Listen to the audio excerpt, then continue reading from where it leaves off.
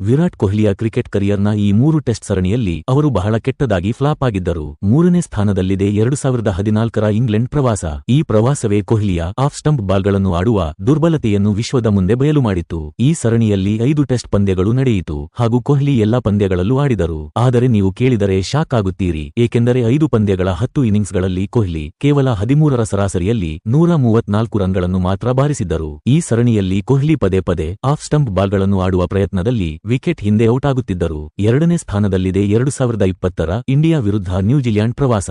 ಇಲ್ಲೂ ಕೂಡ ಕೊಹ್ಲಿಯ ಬ್ಯಾಟ್ ಸಂಪೂರ್ಣವಾಗಿ ಮೌನವಾಗಿತ್ತು ಹಾಗೂ 3 ODIಗಳಲ್ಲಿ ಅವರು ಕೇವಲ 75 ರನ್ಗಳನ್ನು ಗಳಿಸಿದರು ಮತ್ತು 2 ಟೆಸ್ಟ್ಗಳ 4 ಇನ್ನಿಂಗ್ಸ್ನಲ್ಲಿ ಕೇವಲ 38 ರನ್ಗಳನ್ನು ಮಾತ್ರ ಬಾರಿಸಿದರು. ಮೊದಲ ಸ್ಥಾನದಲ್ಲಿದೆ 2024ರ ಆಸ್ಟ್ರೇಲಿಯಾ ಪ್ರವಾಸ.